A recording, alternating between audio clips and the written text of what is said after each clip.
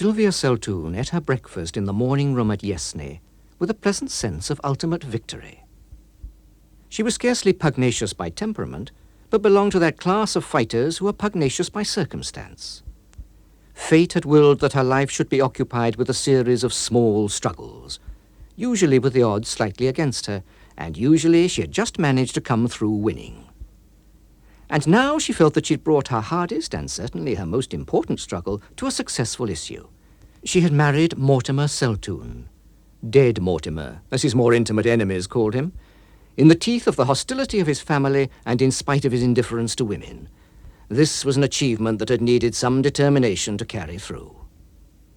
Yesterday she brought her victory to its concluding stage by wrenching her husband away from London and settling him down in this remote, wood-girt manor farm, which was his country house. "You'll never get Mortimer to go," his mother had said. "But if he goes, he'll stay. Yesney throws almost as much a spell over him as town does. One can understand what holds him in town, but Yesney..."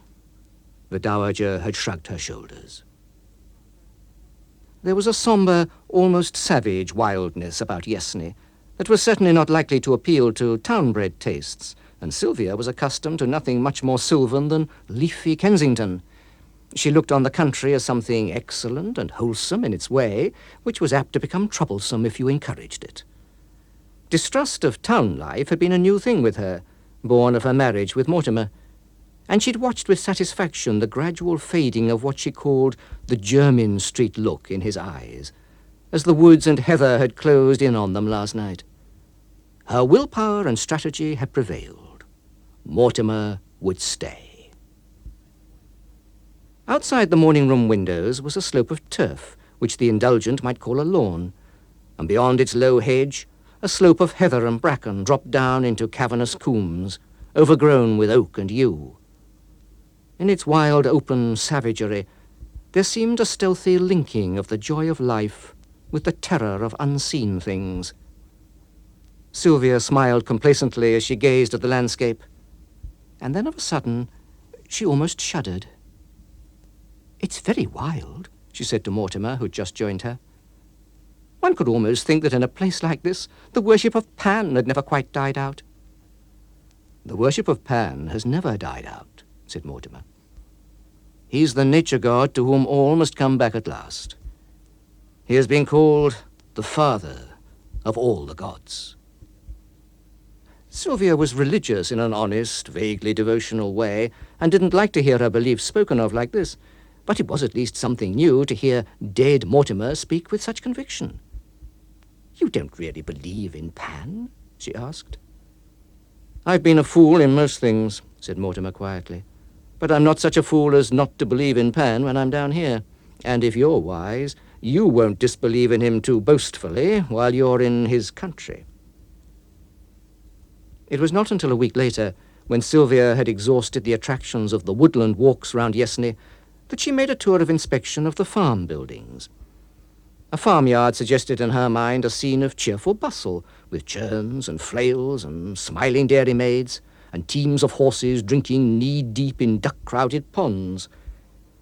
But as she wandered among the grey buildings of the manor farm, her first impression was one of crushing stillness and desolation. Then came a sense of furtive, watchful hostility, the same shadow of unseen things that seemed to lurk in the combes and copses. From behind heavy doors and shuttered windows came the restless stamp of hoof or rasp of chain halter, and at times a muffled bellow of some stalled beast. From a distant corner, a shaggy dog watched her with intent, unfriendly eyes. As she drew near, it slipped quietly into its kennel and slipped out again as noiselessly when she'd passed by. A few hens, questing for food under a rick, stole away under a gate at her approach.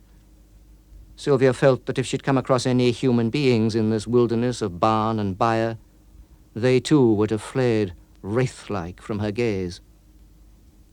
At last, turning a corner, she came upon a living thing that did not fly from her. Astretch in a pool of mud was an enormous sow, ready to resent and, if necessary, repel the unwonted intrusion. It was Sylvia's turn to make an unobtrusive retreat. As she threaded her way past rickyards and cowsheds and long blank walls, she started suddenly at a strange sound. The echo of a boy's laughter, golden and equivocal. Jan, the only boy employed on the farm, a tow-headed, wizen-faced yokel, was visibly at work on a potato clearing halfway up the nearest hillside. And Mortimer, when questioned, knew of no other possible begetter of the mockery that had ambushed Sylvia's retreat. The memory of that untraceable echo was added to her other impressions of a sinister something that hung around Yesney. Of Mortimer she saw very little. Farm and woods and trout stream seemed to swallow him up from dawn to dusk. Once, following the direction she'd seen him take in the morning, she came to an open space in a copse, shut in by yew trees, in the centre of which stood a stone pedestal, surmounted by a small bronze figure of a youthful Pan.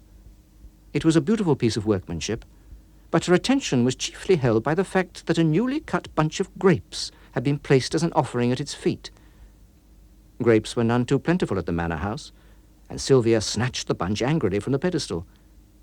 Contemptuous annoyance dominated her thoughts as she strolled slowly homeward, and then gave way to a sharp feeling of something that was very near fright.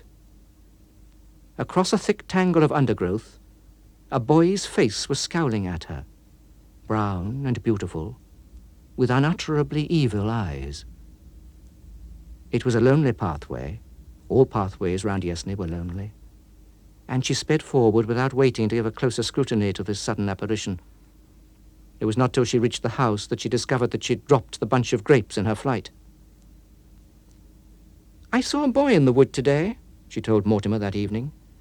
"Brown-faced and rather handsome, but a scoundrel to look at. A gypsy, I suppose." "A reasonable theory," said Mortimer. "Only there aren't any gypsies in these parts at present." "Then who was he?" asked Sylvia. And as Mortimer appeared to have no theory of his own, she passed on to recount her finding of the pedestal and grapes. "I suppose it was your doing," she observed. "It's a harmless piece of lunacy, but people would think you dreadfully silly if they knew it all." "Did you meddle with it in any way?" asked Mortimer. "I threw the grapes away. It seemed so silly," said Sylvia, watching Mortimer's impassive face for a sign of annoyance. "I don't think you were wise to do that. I've heard it said that the wood gods are rather horrible to those who molest them." "Horrible, perhaps, to those that believe in them, but you see I don't," retorted Sylvia. "All the same," said Mortimer, "I should avoid the woods and orchards if I were you, and give a wide berth to the horned beasts on the farm." It was all nonsense, of course, but in that lonely spot, nonsense seemed able to rear a brood of uneasiness. "Mortimer," said Sylvia suddenly, "I think we'll go back to town sometime soon." Her victory had not been so complete as she'd supposed. It had carried her onto ground that she was already anxious to quit. "I don't think you will ever go back to town," said Mortimer. He seemed to be paraphrasing his mother's prediction as to himself. Sylvia noted with dissatisfaction and some self-contempt that the course of her next afternoon's ramble took her clear of the woods. As to the horned cattle, Mortimer's warning was scarcely needed, for she'd always regarded them doubtfully at the best. Her imagination always unsexed the most matronly dairy cows and turned them into bulls liable to see red at any moment. The ram, who fed in the narrow paddock below the orchards, she had adjudged to be of docile temper. Today, however, this usually tranquil beast was roaming with every sign of restlessness from corner to corner of his meadow. A low, fitful piping, as of some reedy flute, was coming from the depth of a neighbouring copse, and there seemed to be some subtle connection between the animal's restless pacing and the wild music. Sylvia turned her steps in an upward direction and climbed the heather-clad slopes that stretched in rolling shoulders high above Yesney. She had left the piping notes behind her, but across the wooded combes at her feet, the wind brought her another kind of music, the straining bay of hounds in full chase. Yesney was just on the outskirts of the Devon and Somerset country, and the hunted deer sometimes came that way. Sylvia could presently see a dark body, breasting hill after hill, and sinking again and again out of sight as he crossed the combes, while behind him steadily swelled that relentless chorus, and she grew tense with the excited sympathy that one feels for any hunted thing in whose capture one is not directly interested. At last it broke through the outermost line of oak scrub and fern and stood panting in the open, a fat September stag carrying a well-furnished head.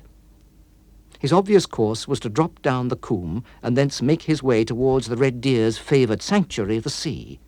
To Sylvia's surprise, however, he turned his head to the upland slope and came lumbering resolutely onward over the heather. It will be dreadful, she thought. The hounds will pull him down under my very eyes. But the music of the pack seemed to have died away again for a moment, and in its place she heard again that wild piping which rose now on this side, now on that, as though urging the failing stag to a final effort. Sylvia stood well aside from his path, half hidden in a growth of bushes, and watched him swing stiffly upward, his flanks dark with sweat, the coarse hair of his neck showing light by contrast. The pipe music suddenly shrilled around her, seeming to come from the bushes at her very feet, and at the same moment the great beast slewed round and bore directly down upon her. In an instant, her pity for the hunted animal was changed to wild terror at her own danger. The thick heather roots mocked her scrambling efforts at flight, and she looked frantically downward for a glimpse of oncoming hounds. The huge antler spikes were within a few yards of her, and in a flash of numbing fear she remembered Mortimer's warning, "Beware of horned beasts on the farm." And then, with a quick throb of joy, she saw that she was not alone. A human figure stood a few paces aside, knee-deep in the bushes. "Drive it off!" she shrieked. But the figure made no answering movement. The antlers drove straight at her.